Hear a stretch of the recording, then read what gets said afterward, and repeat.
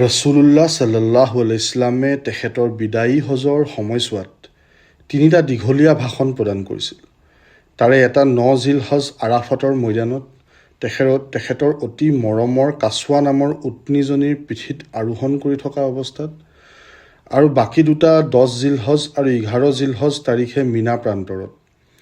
বিশ্ব মানৱতাৰ মুক্তি চনদ স্বৰূপে সেই ঐতিহাসিক ভাষণ তিনিটাক মহানবী সাল্লাল্লাহু আলাইহি ইছলামৰ বিদায়ী ভাষণ বুলি আখ্যাত কৰা হয়, যাৰ সাৰাংশ আছিল তলত দিয়া ধৰণৰ: হে মোৰ মৰমৰ চাহাবাসকল, আজি মই তোমালোকক যিবোৰ কথা ক'ম সেইবোৰ প্ৰতি অতি মনোযোগেৰে শুনিবা। মোৰ ধাৰণা তোমালোকৰ লগত একেলগে হজ কৰাৰ সুযোগ মোৰ আৰু নহ'বও পাৰে। হে মুছলমানসকল, অজ্ঞতাৰ যুগৰ সকলো কথা আৰু আচৰণ পাহৰি নতুন পথৰ আলোকত চলিবলৈ শিকা। আজিৰ পৰা অতীতৰ সকলো কুসংস্কাৰ, অনাচাৰ, অত্যাচাৰ আৰু গুনাহৰ প্ৰথাবোৰ বাতিল কৰি দিয়া হ'ল। মনত ৰাখিবা, সকলো মুছলমান পৰস্পৰৰ ভাই ভাই। কোনেও কোনোজনতকৈ সৰু নহয় আৰু কোনেও কোনোজনতকৈ ডাঙৰো নহয়। আল্লাহৰ ওচৰত সকলোৱে সমান। নাৰীসকলৰ কথা নাপাহৰিবা। তেওঁলোকৰ ওপৰত তোমালোকৰ যেনেকুৱা অধিকাৰ আছে, তোমালোকৰ ওপৰতো তেওঁলোকৰ তেনেকুৱা অধিকাৰ আছে। তেওঁলোকৰ ওপৰত কেতিয়াও অত্যাচাৰ নকৰিবা। মনত ৰাখিবা, আল্লাহক সাক্ষী বনাই তোমালোকে তোমালোকৰ স্ত্ৰীসকলক হালাল বনাই গ্ৰহণ কৰিছা।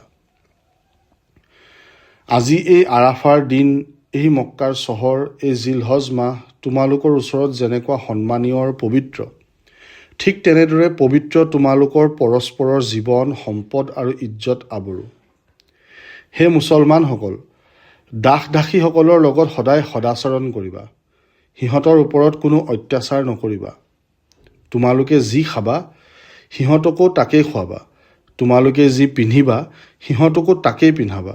সিহঁত তোমালোকৰ দৰেই মানুহ, এই কথা নাপাহৰিবা। সাৱধান, আমিৰৰ আদেশ কেতিয়াও লংঘন নকৰিবা। যদি তোমালোকৰ ওপৰত কোনো নাক কটা হাবচি দাসকো আমিৰ বনাই দিয়া হয় আৰু তেওঁ যদি আল্লাহৰ কিতাপ অনুযায়ী তোমালোকক পৰিচালিত কৰে, তেন্তে তেওঁক মানি চলিবা। সাৱধান, মূৰ্তি পূজাৰ অভিশাপে যেন আৰু তোমালোকক স্পৰ্শ নকৰে। শিৰ্ক নকৰিবা, চুৰি নকৰিবা, জিনা নকৰিবা। সকলো প্ৰকাৰৰ গুনাহৰ পৰা নিজকে মুক্ত ৰাখি পবিত্ৰভাৱে জীৱন যাপন কৰিবা। মনত ৰাখিবা, অতি সোনকালেই তোমালোকে আল্লাহৰ ওচৰত উপস্থিত হ'ব লাগিব। তাত তোমালোকৰ সকলো কৃতকৰ্মৰ বাবে জবাবদিহি হ'ব লাগিব। বংশ মৰ্যাদাক লৈ অহংকাৰ নকৰিবা। যিয়ে নিজৰ বংশক সেই জ্ঞান কৰি বেলেগক ফৈদৰ পৰিচয়েৰে নিজৰ পৰিচয় দিব, তাৰ ওপৰত আল্লাহৰ অভিশাপ অৱতীৰ্ণ হ'ব। হে মোৰ প্ৰিয় উম্মত, তোমালোকৰ ওচৰত মই দুটা বস্তু এৰি গৈছোঁ।